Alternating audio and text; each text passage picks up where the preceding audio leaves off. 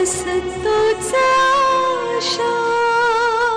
अरे बाप रे, काय झालं काय? अरे किती रक्त गळलंय. अरे बाप रे, काय झालं हिला?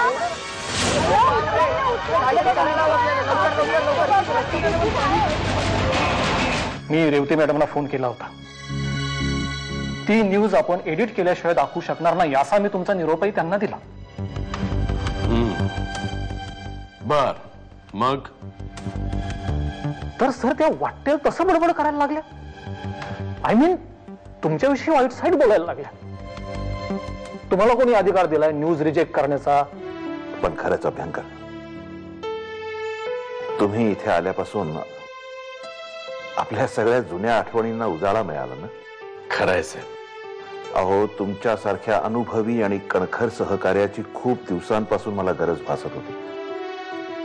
या नव्या पिढीच्या विचारांशी जुळवून घेताना रेवती बद्दल बोलताय ना? तिचं वागणं बघितलं ना साहेब. आपण नाही का खूप जोशानं आणलेली एखादी बातमी एखाद्याने एडिट केली की कसं चरपडायचं?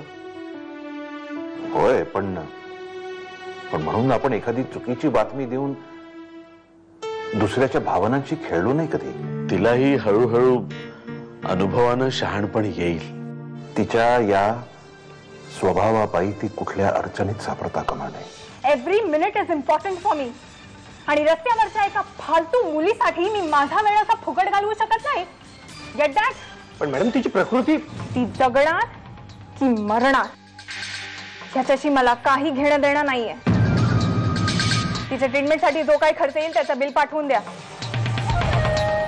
पण मॅडम तुम्हाला असं जाता येणार नाही. अहो ही पोलीस केस आहे.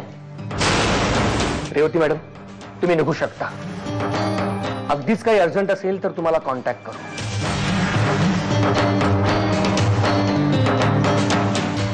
पण सर त्या कोण आहेत हे तुम्हाला माहित नाही म्हणून तुम्ही असं बोलताय.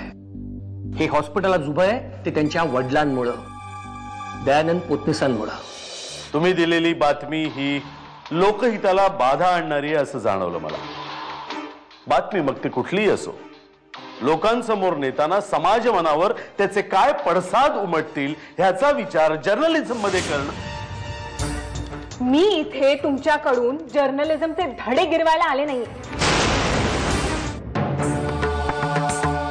सत्याची कास धरून वाटचाल केल्यानेही यश मिळतं. मिळतं ना, पण ते टिकवणंही तेवढंच गरजेचं आहे. आणि तुमच्या त्या फालतू मूल्यांचं बोट धरून आजच्या जनरेशनच्या स्पीडने पळणं नाही जमणार तुम्हाला मिस्टर अभ्यंकर. माझी न्यूज थांबवण्याचा विचारही मनात आणू नका.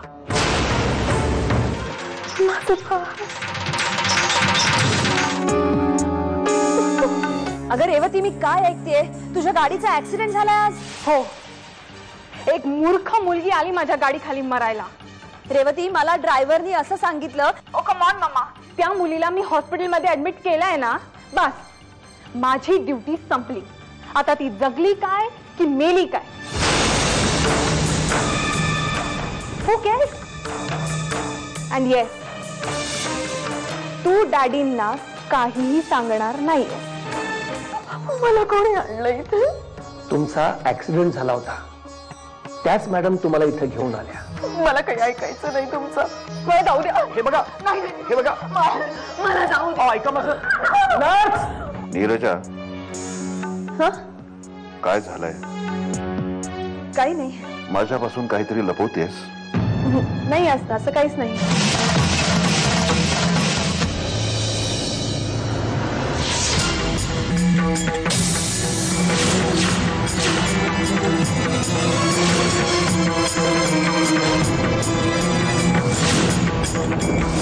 बाळ कुठे आहे?